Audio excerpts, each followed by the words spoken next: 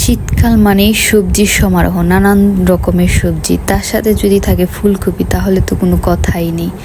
আসসালামু আলাইকুম সবাইকে, কেমন আছেন সবাই? আজকে আমি আপনাদের দেখাবো কিভাবে আমি মাছ দিয়ে ফুলকপি রান্না করি। তো প্রথমে আমার লাগবে ইলিশ মাছ। এখানে ইলিশ মাছ নিয়েছি, ভালোভাবে ধুয়ে নিয়েছি। তারপরে লাগবে ফুলকপিকেও ভালোভাবে ধুয়ে নিয়েছি কেটে। আর এখানে আমি একটু গরম পানি করে নিয়েছি। এখানে আমি ফুলকপিকে একটু বয়েল করব, হালকা একটু বয়েল করব, যাতে এটায় যদি কোনো কেমিক্যাল বা কিছু থাকে তাহলে এটা চলে যাবে। ফুলকপি সাধারণত এক একজন এক একভাবে রান্না করে, কেউ একটু তেলে ভেজে রান্না করে, কেউ একটু সেদ্ধ করে, কেউ আবার এমনি রান্না করে। আমার আবার ফুলকপি একটু হালকা বয়েল করে রান্না করতে ভালো লাগে। বেশি সেদ্ধ করলে আবার গলে যাবে, যা হালকা একটু সেদ্ধ করে নিব। তারপরে একটি ছাঁকনি দিয়ে এটা তুলে নিব, আর একটা জালিতে এটা রাখবো যাতে পানিটা ঝরে যায়। এই তো আমার ফুলকপি রাখা শেষ। এখন একটা কড়াই নিব, এটার ভিতরে এখন তেল দিব, পেঁয়াজ মরিচ দিব। তারপরে যেভাবে রান্না করে স্বাভাবিক ওইভাবেই ভাজা করবো। তারপর আমার লাগবে আদা, হলুদ, মরিচ, ধনিয়া গুঁড়া, জিরা গুঁড়া আর লবণ।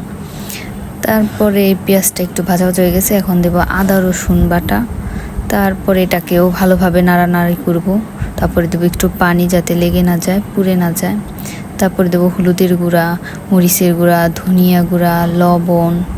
তারপরে এই মশলাগুলো ভালোভাবে নেড়ে নিব, কষিয়ে নিব যাতে নিচে লেগে না যায়।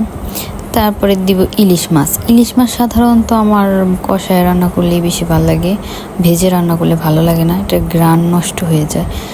তারপরে মাছটা একটু ঢাকা দিয়ে রাখবো যেন ভালোভাবে সেদ্ধ হয়।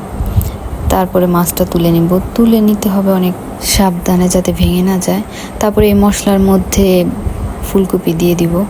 ফুলকপিকেও ভালোভাবে নাড়বো, যেন আস্তে আস্তে নাড়তে হবে, যেহেতু বয়েল করা ভেঙে যাওয়ার সম্ভাবনা থাকে। তাই আস্তে আস্তে নেড়ে ফুলকপিটাকেও ঢাকা দিয়ে রাখবো। তো কষানো শেষ। তারপরে দিয়ে দিব আমি পানিটা পরিমাণ মতো দিয়ে দিব। তারপরে এটাকে আবার একটু নেড়ে চেড়ে ঢাকা দিয়ে রাখবো। তারপরে ঢাকনা তুলে একটু নাড়তে হবে। তারপরে দিব মাছ, কষিয়ে রাখা মাছ। তারপরে এগুলোকে একটু নাড়াচাড়া করব। মাছ দেওয়ার পরে আবার এটাকে ঢাকনা দিয়ে রাখবো যেন মাছটা ভালোভাবে সেদ্ধ হয়।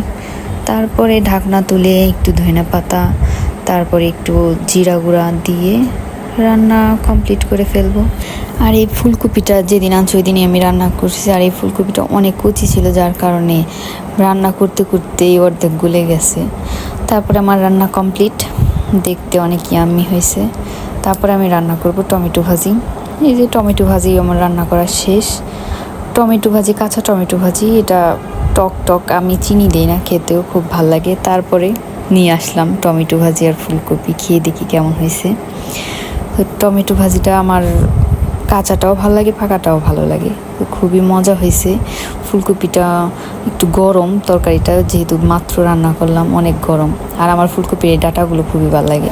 আর আমার ইলিশ মাছ দিয়ে ফুলকপির তরকারি কেমন হয়েছে সবাই কমেন্ট করে জানাবেন।